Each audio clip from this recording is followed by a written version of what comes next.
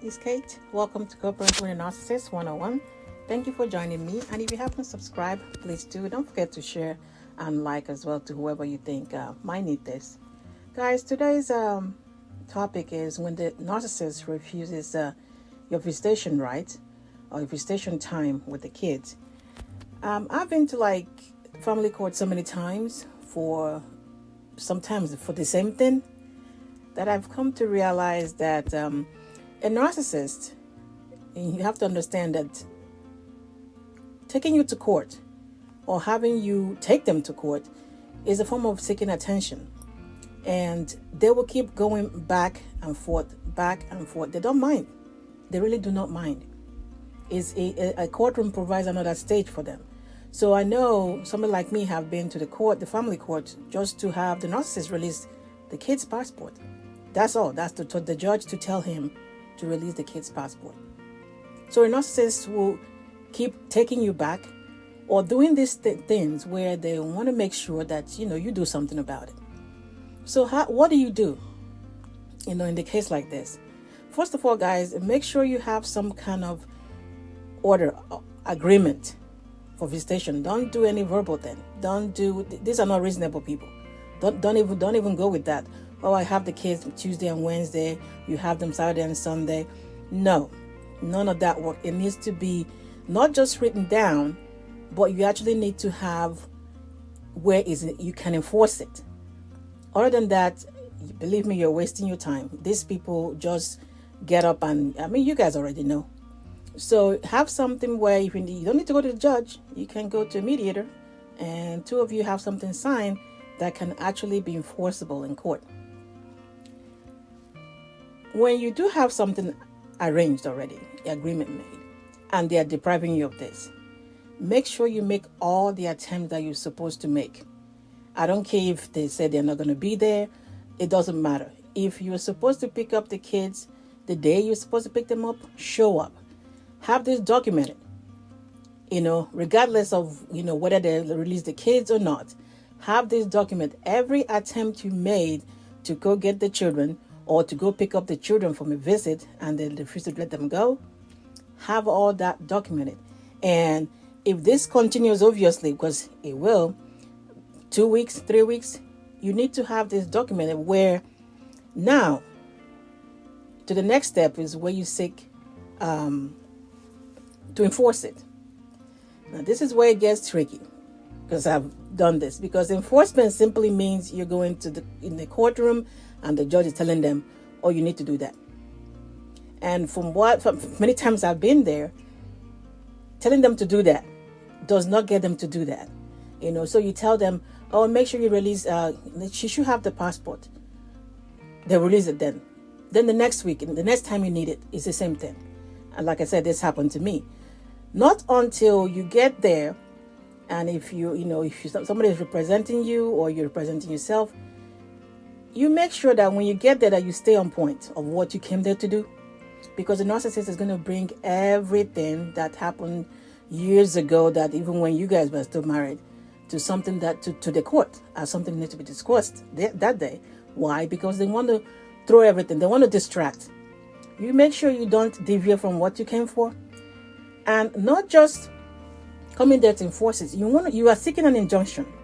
Especially if this has happened back to back, where you go to pick up the kids, they are not there. You go to drop them off, they refuse to release the kids.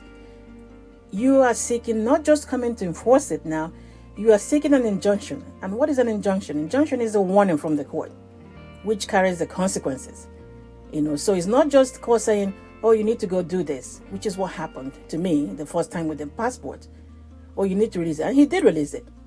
Then the next time, because according to agreement, I'm supposed to give it back to him, because that's how, when we were doing the mediator thing, that's how it ended up.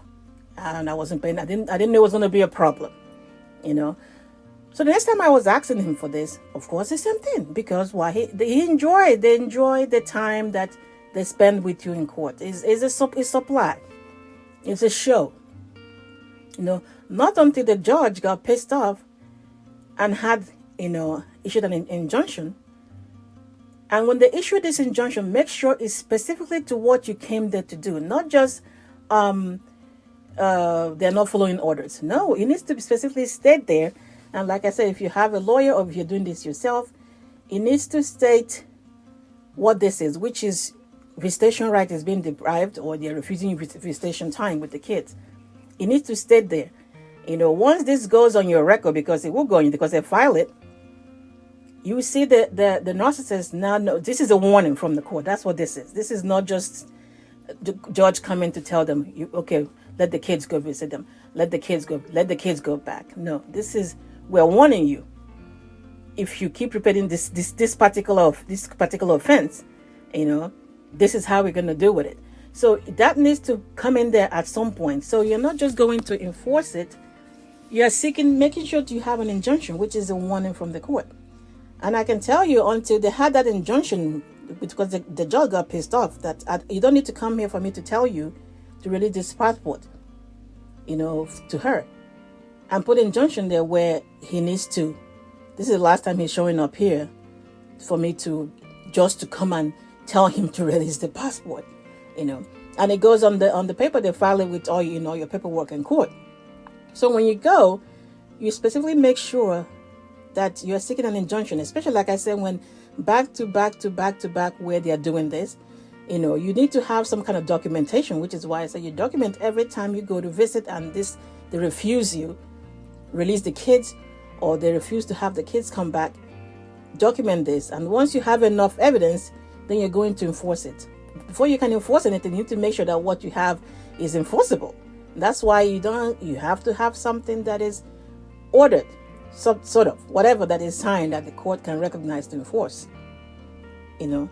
Another thing that needs to happen here is, while you're waiting for this, to have all your documentation ready to go to court and everything, and you keep making an attempt, I will say you open an email account or something, whatever it is. And I say this because they are lying to the kids.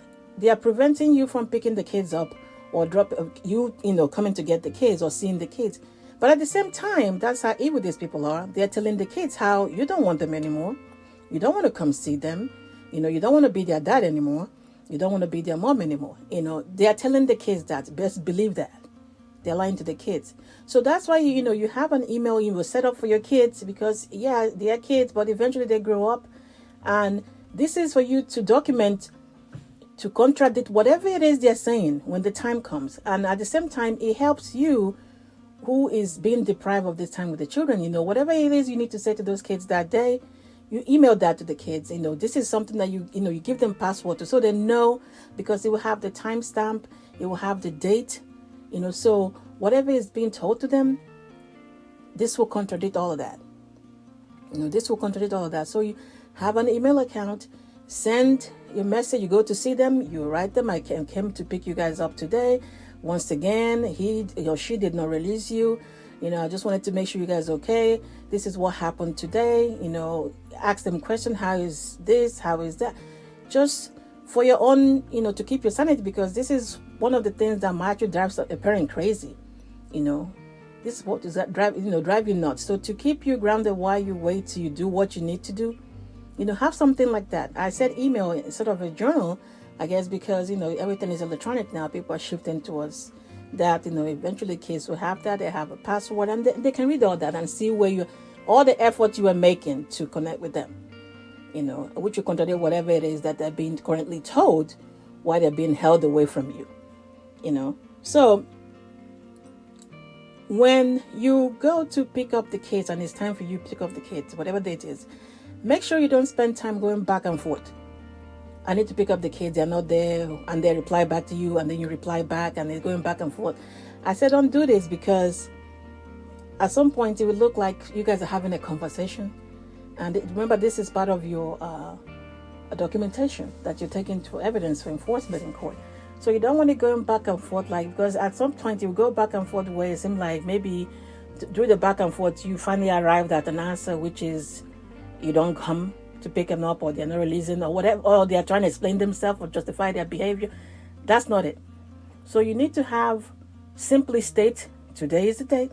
If you have a divorce decree or agreement, you can copy the section that says today, the time that this is time for you with the kids and you're not there, you copy that and paste that on the email, and then you write once again, I'm here, write down the date, write down the time, you refuse to release the kids, and then leave it at that. That's it. So that when you go into court, you're taking that with you. Don't go back and forth. It looks like you guys are having some kind of back and forth conversation. No, because there's no justification for them not releasing the children or letting the children come home. There is no justification for that. So you indulging in back and forth is them trying to, because they are waiting for you to do that. But at the same time, that's not what you're there for. You are stating what happened. And the next time you're due to pick them up again, or they're supposed to visit you, or maybe you're supposed to have them back to back to back. Each day that you can access them, you write these messages for each day. This is your documentation. Guys, this is one of the craziest things that can happen to us is these people depriving you of your children. This it hurts the most. But I tell you, one thing we have that the narcissist does not have is the consistency. You're consistent with how much you love your kids. It doesn't matter who the audience is. It doesn't matter who is around you. You are consistent. And that's not what they can't give that. And that's one thing you have above them. So you have to show this consistency when they are busy lying, because they are lying, because they are very creative at lying. They lie so much to us. So imagine what they're doing with children. That's why you got to show that consistency with you trying to make the effort, document you making this effort, so that when the time comes, the kids will know how much you are trying to get hold of them, because I guarantee you that they are lying against you. So, but you need to get your mind right. Get your mind right, because that is the only way. Get your mind right, get hold of your mind, and everything else will fall into place. Please like and share.